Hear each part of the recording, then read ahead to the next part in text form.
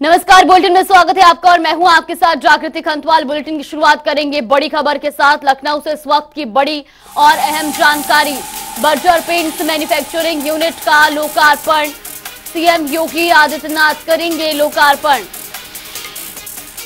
5 KD आवास पर कार्यक्रम का आयोजन किया जाएगा। एनएचडीसी यूपी सरकार के सहयोग से रोजगार मेला, ये बड़ी और अहम जानकारी आपको बता रही। जहां सीएम योगी आदित्यनाथ करेंगे लोकार्पण, तो बर्जर पेंट्स मैन्युफैक्चरिंग यूनिट का लोकार्पण करेंगे सीएम योगी आदित्यनाथ।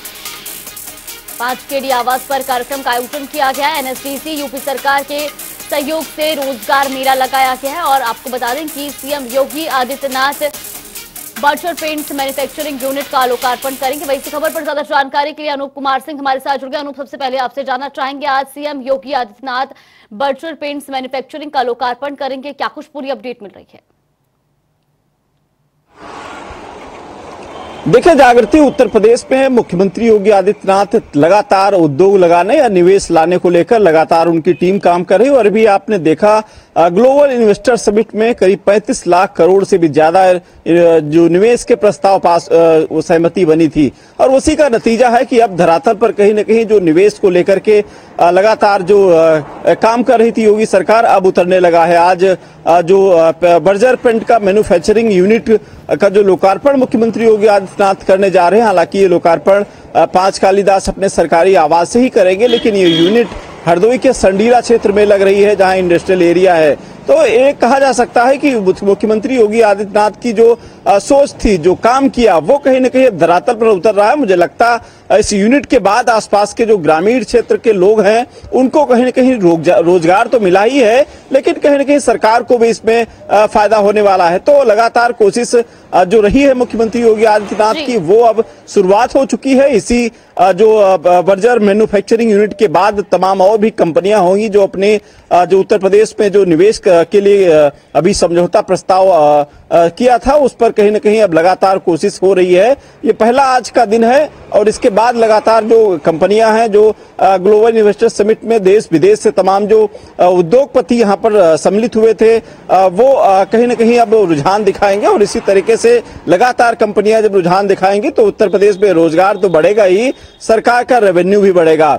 जी बिल्कुल, तो कहा जा सकता है कि जागृति लोकार्पण किया जाना है, किस वक्त तक ये लोकार्पण कार्यक्रम शुरू होगा और कौन कौन इसमें मौजूद रहेगा? देखिए 11 बजे का कार्यक्रम तय हुआ है। कंपनी के तमाम जो अफसर हैं वो भी मौजूद रहेंगे इसमें और खासकर सरकार की तरफ से डिप्टी सीएम भी इसमें मौजूद रहेंगे। सुरेश खन्ना की आज चूंकि उनका बाहर दौरा है, इस वजह से इसमें कार्यक्रम में नहीं आएंगे। प्रमुख सचिव गृह इस कार्यक्रम में मौजूद रहेंगे। दुर्गा शंकर एसडी मिश्रा हैं मुख्य सचिव, वो भी इस कार्यक्रम में मौजूद रहेंगे। तो तमाम जो अफसरान इस कार्यक्रम में मौजूद रहने वाले हैं और इस कार्यक्रम के बाद जागृति आप समझिए कि उत्तर प्रदेश में एक बड़ा मैसेज जरूर जाएगा कि जिस तरीके से योगी सरकार ने का प्रयास किया है कि उत्तर प्रदेश में रोजगार लगे और रोजगार लोगों को तक पहुंचे। और अभी आपने देखा होगा कि आज दूसरा दिन है, लखनऊ में एक बड़े रोजगार मिशन को लेकर के एक मेला लगाया गया जिसमें करीब 52,000 से ज्यादा रिक्त पदों पर सीधी भर्तियां चल रही थी।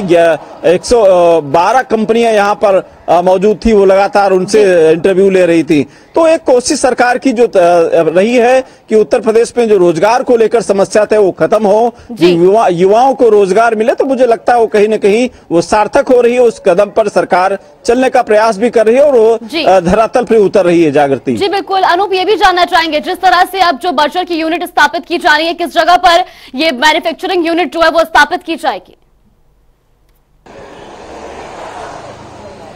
देखिए जागृति, ये बर्जर यूनिट मैन्युफैक्चरिंग यूनिट हालांकि हरदोई के संडीला क्षेत्र में इंडस्ट्रियल एरिया है, वहां पर स्थापित कर दी गई है। आज से उसका शुभारंभ हो जाएगा। मुख्यमंत्री के हाथों जब लोकार्पण होगा तो निश्चित रूप से उस दिन का जिस दिन का इंतजार था उत्तर प्रदेश के लोगों को, आसपास के सोचिए इस मैन्युफैक्चरिंग यूनिट से आसपास के लोगों को कितना रोजगार मिलेगा, वहां के लोगों को, वहां के युवाओं को जिस तरीके से रोजगार के बाद एक उत्तर प्रदेश में एक दो धरातल पर आई बाकी कंपनियां जब उतरेंगी तो उत्तर प्रदेश के साथ साथ जो अन्य प्रदेश हैं उनको भी कहीं न कहीं रोजगार मिलेगा। जो बिहार से लोग सीधे दिल्ली या अन्य प्रदेशों में जाते हैं, पूर्वांचल के लोग अन्य प्रदेशों में में जाते हैं उनको अब उत्तर प्रदेश में भी रोजगार मिल पाएगा। ये हालांकि मुख्यमंत्री योगी आदित्यनाथ की ये सोच थी, इनका संकल्प था और लगातार उत्तर प्रदेश की $1 ट्रिलियन इकोनॉमी को लेकर के उनका लक्ष्य है, उस पे कहीं ना कहीं सरकार काम करना शुरू कर चुकी है और धरातल पर उतरना शुरू हो चुका है। ये आज की कंपनी के बाद आप देख सकती हैं कि किस तरीके से लोगों का रुझान, हालांकि समाजवादी पार्टी के साथ साथ विपक्ष इस पर हमलावर सरकार पर जरूर था कि कंपनियों के समझौते हुए धरातल पर कुछ नहीं दिखेगा, तो वो कहीं ना कहीं अब धरातल पर उतरना शुरू हो चुका है। तो ये एक अच्छा मैसेज भी जाएगा और लोगों के लिए भी राहत की सांस होगी कि उत्तर प्रदेश में आज अभी हाल में ही जिस तरीके से ग्लोबल इन्वेस्टर समिट हुआ, उसको लेकर उसके बाद तुरंत जो परिणाम अगर धरातल पर उतरने लगे तो सरकार की ये सफलता का प्रतीक है। जागृति, बिल्कुल। अनु, बहुत बहुत धन्यवाद आपका हमारे साथ जुड़ने के लिए और तमाम जानकारी हम तक पहुंचाने के लिए। तो ये बड़ी खबर आपको बता रहे थे, जहां पर बटर मैन्युफैक्चरिंग यूनिट अब स्थापित की जाएगी, तो वहीं आपको बता दें कि इसका लोकार्पण करने के लिए सीएम योगी आदित्यनाथ वहां पर शिरकत करेंगे। रुक करेंगे अगली बड़ी खबर का, बड़ी और अहम जानकारी आपको बता दें अमेठी से इस वक्त की बड़ी और अहम खबर। अमेठी दौरे पर सपा अध्यक्ष अखिलेश यादव, ये बड़ी और अहम जानकारी। दोपहर 1 बजे पहुंचेंगे अमेठी, निजी कार्यक्रम में शामिल होंगे अखिलेश यादव। तो अमेठी से ये बड़ी और अहम जानकारी आपको बता रही, जहां अमेठी दौरे पर रहेंगे सपा अध्यक्ष अखिलेश यादव। तो दोपहर 1 बजे अमेठी पहुंचेंगे, जहां वो एक निजी कार्यक्रम में शामिल होंगे। और रुक करेंगे अगली बड़ी खबर का, सहारनपुर से बड़ी और अहम जानकारी आपको बता दें, जहां मंत्री सुरेश खन्ना का सहारनपुर दौरा। तो लगभग 11:15 बजे पुलिस लाइन पहुंचेंगे, हेलीपैड से वो वहां पर पहुंचेंगे और आपको बता दें कि सर्किट हाउस में बैठक करेंगे और साथ ही साथ जनप्रतिनिधियों और अधिकारियों के साथ ही बैठक आयोजित होगी, जहां आपको बता दें कि शोक सभा में भी वो शामिल होंगे। तो मंत्री जसवंत सिंह की मां की शोक सभा में वो शिरकत करेंगे। ये बड़ी और अहम जानकारी आपको बता रहे सहारनपुर से, जहां मंत्री सुरेश खन्ना सहारनपुर दौरे पर रहेंगे। वहीं इस खबर पर ज्यादा जानकारी के लिए हमारे सहयोगी महेश भार्गव हमारे साथ जुड़ गए। महेश, सबसे पहले आपसे जानना चाहेंगे, जिस तरह से अब जो है सहारनपुर दौरे पर रहेंगे मंत्री, क्या कुछ पूरी अपडेट मिल रही है? जागृति, वित्त मंत्री सुरेश खन्ना जी अब से कुछ ही थोड़ी देर बाद 11:15 बजे सहारनपुर पुलिस लाइन में पहुंचेंगे और उसके बाद वो सर्किट हाउस जाएंगे। वहां पर विभागीय अधिकारियों के साथ और जनप्रतिनिधियों के साथ विकास कार्यों के संदर्भ में मीटिंग करेंगे और उसके बाद प्रदेश सरकार में राज्य मंत्री जसवंत सिंह सैनी जी की मां की आज शोक सभा में वो रामपुर मनियारन कस्बे में जाके सम्मिलित होंगे और उसके बाद लखनऊ वापस चले जाएंगे। जागृति जी बिल्कुल महेश, जिस तरह से बताया जा रहा है कि वो वहां पर तमाम अधिकारियों के साथ भी बैठक करेंगे, क्या कुछ आज बैठक में अहम रहने वाला है? जागृति, अभी कोई उनकी जो बैठक है अधिकारियों के साथ, उसका कोई ऑफिशियल एजेंडा नहीं है। अभी जब वो जिले के दौरे पे आ रहे हैं तो अपने विभाग से संबंधित जितने भी सेल टैक्स के संबंधित अधिकारी हैं, जिला प्रशासन के अधिकारी हैं और जनप्रतिनिधि हैं, MP MLA, उन सबके साथ मीटिंग करेंगे। अभी कोई उनका ऑफिशियली एजेंडा मीटिंग का तय नहीं है। वो सर्किट हाउस में पहुंचने के बाद ही वो अपने एजेंडे के बारे में जानकारी देंगे और जो भी जानकारी होगी वो हम आपको बताएंगे उसके बाद। जागृति जी बिल्कुल महेश, बहुत बहुत धन्यवाद आपका हमारे साथ जुड़ने के लिए और तमाम जानकारी हम तक पहुंचाने के लिए। बड़ी खबर आपको बता रहे थे सहारनपुर से, जहां आपको बता दें कि मंत्री जसवंत सिंह जो है वो सहारनपुर दौरे पर रहेंगे। तो मंत्री जसवंत सिंह की मां की शोक सभा में वो शामिल होंगे। मंत्री सुरेश खन्ना जो है वो सहारनपुर दौरे पर रहेंगे और 11:15 बजे पुलिस लाइन हेलीपैड पहुंचेंगे। साथ ही आपको ये भी जानकारी दे दें कि सर्किट हाउस में वो बैठक करेंगे, जहां पर जनप्रतिनिधियों और अधिकारियों के साथ ये बैठक आयोजित की जाएगी। अहम जानकारी और ये से आपको बता रहे, जहां पर कार्यकर्ता सम्मेलन का आज आयोजन किया जाएगा। तो सुबह सपा की तरफ से ये आयोजन हो रहा है। आपको बता दें कि शिवपुर फफूंद में ये आयोजन होगा और जहां पर ओम प्रकाश राजभर मुख्य अतिथि के तौर पर शिरकत करेंगे। तो ये बड़ी और अहम जानकारी।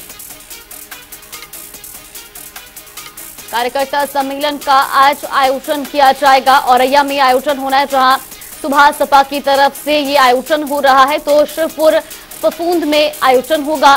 साथ ही आपको बता दें कि ओम प्रकाश राजभर मुख्य अतिथि रहेंगे। ये बड़ी और अहम जानकारी आपको बता रहे हैं औरैया से, जहां कार्यकर्ता सम्मेलन का आज आयोजन किया जा रहा है। सुबह सपा की तरफ से ये आयोजन हो रहा है और आपको बता दें कि इस कार्यक्रम में जहां शिवपुर फफूंद में आयोजन होगा। इसी खबर पर ज्यादा जानकारी के लिए हमारे सहयोगी अश्विनी सिंह हमारे साथ जुड़ गए। अश्विनी, सबसे पहले आपसे जानना चाहेंगे, आज कार्यकर्ता सम्मेलन का आयोजन किया जाना है, क्या कुछ पूरी अपडेट मिल रही है? मैडम, आपको बताना चाहूंगा, इस समय औरैया जनपद के सिरपुर गांव में राजभर जी आ रहे हैं, राष्ट्रीय अध्यक्ष जी, और इनको लेकर पार्टी की काफी तैयारियां चल चुकी हैं और काफी जोश से कार्यकर्ता भी यहाँ शामिल हो रहे हैं और कई थानों की पुलिस यहाँ पर आ चुकी है और जोश शोर से काफी तैयारियां चल रही हैं। मैडम जी बिल्कुल अश्विनी, कार्यकर्ता सम्मेलन का आज आयोजन हो रहा है, क्या कुछ खास आज के आयोजन में रहने वाला है और किस वक्त कार्यक्रम शुरू होगा? मैडम, इसमें यह है कि राजभर के आने से यहाँ की जनता में काफी उत्साह है और लोग ये जानना चाहते हैं कि शायद राजभर यहाँ आकर कुछ नया करेंगे। और जी अश्विनी, बहुत बहुत धन्यवाद आपका हमारे साथ जुड़ने के लिए और तमाम जानकारी हम तक पहुंचाने के लिए। तो बड़ी खबर आपको बता रहे थे औरैया से, जहां पर आपको बता दें कि आज कार्यकर्ता सम्मेलन का आयोजन किया जाएगा, तो वहीं ओम प्रकाश राजभर इस कार्यक्रम में मुख्य अतिथि के तौर पर शिरकत करेंगे और कार्यकर्ता सम्मेलन का आयोजन जो है उसको लेकर सभी तैयारियां पूरी कर ली गई हैं। सुबह सपा की तरफ से आयोजन किया जा रहा है, शिवपुर फफूंद में ये आयोजन होगा और तमाम तैयारियां भी इसको लेकर पूरी कर ली गई हैं। और रुक करेंगे अगली बड़ी खबर का, लखनऊ से बड़ी खबर, केजीएमयू में डॉक्टर को दिखाने के बाद ही मिलेगी सस्ती दवाएं, पुराने पर्ची पर नहीं मिल रही अब दवाएं। तो वहीं आपको बता दें कि एचआरएफ सेंटर से दवाएं, नई व्यवस्था से असाध्य बीमारियों के मरीजों को सबसे ज्यादा परेशानी हो रही है। तो केजीएमयू में डॉक्टर के पर्चे के बाद ही अब जो है सस्ती दवाइयां मिलेंगी, पुराने पर्चे पर दवाइयां नहीं मिलेंगी। नई व्यवस्था से मरीजों को परेशानी हो रही है।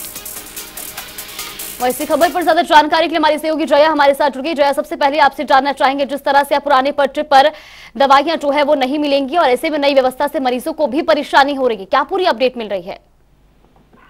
जी जागृति, देखिए, जब भी हम सरकारी अस्पताल या सरकारी संस्थान में हम कभी भी रुक करते हैं तो सबसे बड़ा प्राथमिकता यही होता है कि हमें वहाँ पे चीजें हमारे अनुरूप मिलेंगी, यानी कि हमारे अर्थव्यवस्था, हमारे आर्थिक चीजों को देखते हुए मिलेंगी। लेकिन खासतौर पे अगर देखा जाए तो केजीएमयू का जो नया आदेश है उसमें तमाम जो गरीब तबके के लोग आते हैं इलाज कराने के लिए, क्योंकि सिर्फ लखनऊ नहीं बल्कि पूर्वांचल के क्षेत्रों को अगर देखा जाए तो सबसे ज्यादा लोग वहाँ पे इलाज कराने के लिए आते हैं। लेकिन कुलपति जो है वहाँ के वीसी विपिन पुरी का ये आदेश है कि अब जो पुराने पर्चे थे जो 15 दिन के बाद अब उसको नया बनाना पड़ेगा, क्योंकि लगातार देखा जा रहा है कि जो मरीज आते हैं वो पुराने पर्चों के तहत वो लगातार वहाँ पे सस्ती दवाएं लेते हैं, जो कि एचआरएफ, जो कि वहाँ ह्यूमन रिस्पॉन्स सेंटर है, वहाँ से सस्ती दवाएं ले लेते हैं। उनका कहना होता है कि इससे हमारे बजट पे असर पड़ रहा है। तो यहाँ पे आप देख सकते हैं, क्योंकि देखिए जब मुख्यमंत्री योगी आदित्यनाथ ने बजट पेश किया था तो उसमें 1100 करोड़ का केजीएमयू को बजट दिया गया था। तो इसमें आप देख सकती हैं कि लगातार 1100 करोड़ का बजट कोई हल्का फुल्का बजट नहीं होता है, एक अच्छा खासा बजट है, एक साल आपको उसमें चलाना है।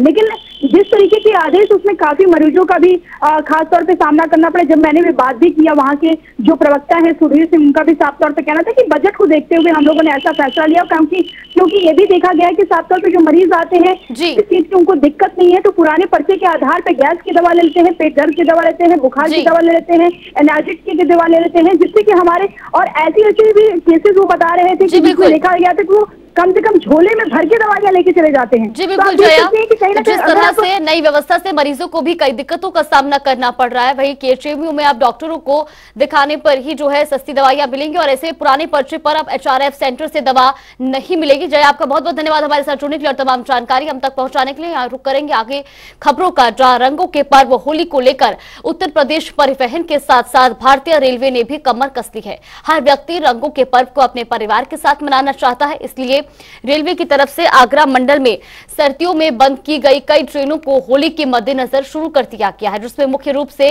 आगरा फोर्ट, लखनऊ इंटरसिटी, मथुरा, हावड़ा, आगरा छावनी, कोलकाता एक्सप्रेस, ताज एक्सप्रेस, बाड़मेर, मथुरा बाड़मेर मुख्य रूप से शामिल है। इनके साथ ही कई ट्रेनों में कोच को भी संख्या जो है वो बढ़ा दी गई है। होली की तैयारी को देखते हुए रेलवे ने कई बिंदुओं पे अपनी जो तैयारी है वो शुरू कर दी है। स्टेशन पे भीड़ को कंट्रोल करने के लिए अतिरिक्त आरपीएफ और जीआरपी को लगाना, टिकट चेकिंग स्टाफ को लगाना, मथुरा में जैसे मेला होता है तो वहाँ के लिए अतिरिक्त बुकिंग खिड़कियाँ खोलना, इन सब की व्यवस्था हमने कर दी है ताकि यात्रियों को कोई असुविधा ना हो। साथ ही सर्दियों के मौसम में कोहरे की वजह से जो ट्रेनें बंद थी उनको भी होली को देखते हुए पुनः स्टार्ट कर दिया गया है। जिनमें से प्रमुख हैं लखनऊ आगरा फोर्ट इंटरसिटी, आगरा से कलकत्ता जाने वाली ट्रेन और मथुरा हावड़ा ट्रेन जो है, इनको दोबारा से आने वाले दिनों में शुरू कर दिया जा रहा है। जिस तरीके से देश के बड़े पर्वों में से एक होली के त्यौहार को रेलवे दावे कर रहा है, आने वाले समय में ये दावे कितने कारगर साबित होंगे ये आने वाला वक्त बताएगा। लेकिन पर्व को लेकर आरक्षण के मामले में रेलवे के दावे कहीं ना कहीं फीके दिखाई देते हैं और लोग जूझते हुए दिखाई देते हैं, क्योंकि होली के त्यौहार को लेकर लोग घरों पर पहुंचकर रंगों के त्यौहार का आनंद लेना चाहते हैं, लेकिन कहीं ना कहीं उनको आरक्षण की मारामारी से जूझना पड़ता है, तो वो बसों का सहारा लेते हैं। और उत्तर प्रदेश परिवहन विभाग ने भी इसके लिए कमर कस ली और बेड़े की 500 से अधिक बसों को सड़कों पर उतार दिया है। अब देखना होगा जिस तरीके से परिवहन विभाग और भारतीय रेलवे दावे कर रहा है कि यात्रियों को किसी भी तरीके की असुविधाओं का सामना नहीं करना पड़ेगा, और इसके लिए सुरक्षा व्यवस्था के भी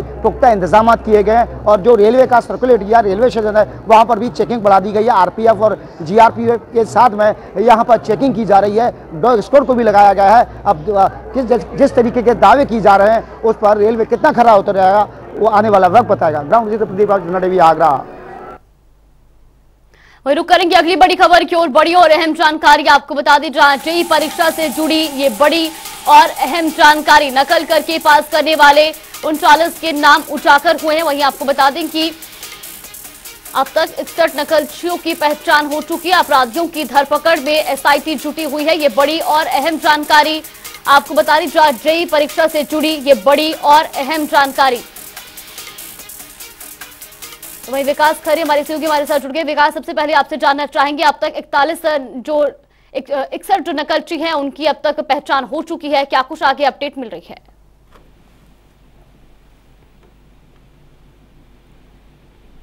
राज्य लोक सेवा आयोग ने जेईई और परीक्षा नकल करने वाले अभ्यर्थियों के 49 के नाम उजागर किए गए हैं और इसके साथ ही 61 के नाम भी सार्वजनिक किए गए हैं।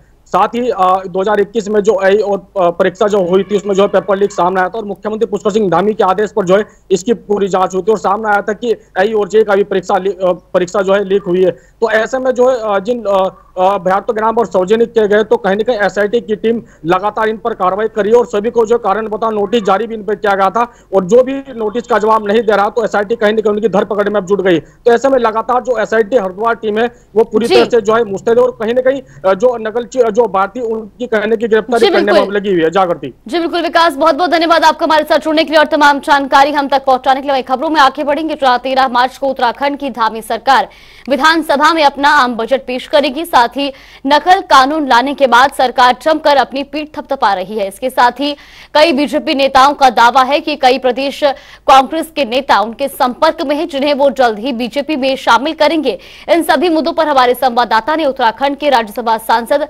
नरेश बंसल से खास बातचीत की। क्या कुछ कहा उन्होंने वो भी आपको सुनवाते हैं। धामी सरकार 13 मार्च से अपना बजट विधानसभा में पेश करेगी, क्योंकि बजट सत्र 13 मार्च से शुरू होना है। इस सारे मुद्दे पर बात करने के लिए राज्यसभा से सांसद नरेश बंसल जी हमारे साथ हैं। सर, क्या कुछ तैयारियां रहेंगी सरकार की विधानसभा? सरकार की पूरी तैयारी है। सरकार ने, मैं समझता हूं, समावेशी बजट तैयार किया है। जिस प्रकार से केंद्र की मोदी जी की सरकार का बजट आया है और उस बजट में उत्तराखंड को बहुत कुछ मिला है, उसका समावेश करते हुए उत्तराखंड के विकास के लिए वहाँ के वित्त मंत्री जी ने, उत्तराखंड के वित्त मंत्री जी ने सभी हितधारकों से भी बात की है, उनके सुझाव भी लिए हैं। मुझे लगता है सबका समावेश करते हुए एक अच्छा बजट आएगा, जो राज्य की प्रगति वाला बजट होगा, नौजवानों को पलायन से रोकने वाला बजट होगा, बेरोजगारी को कम करने वाला बजट होगा, महिलाओं के सशक्तिकरण का बजट होगा, किसानों के हित का बजट होगा, मजदूरों के हित का बजट होगा। मुझे लगता है कुल मिलाकर सबके हित का बजट ये होगा।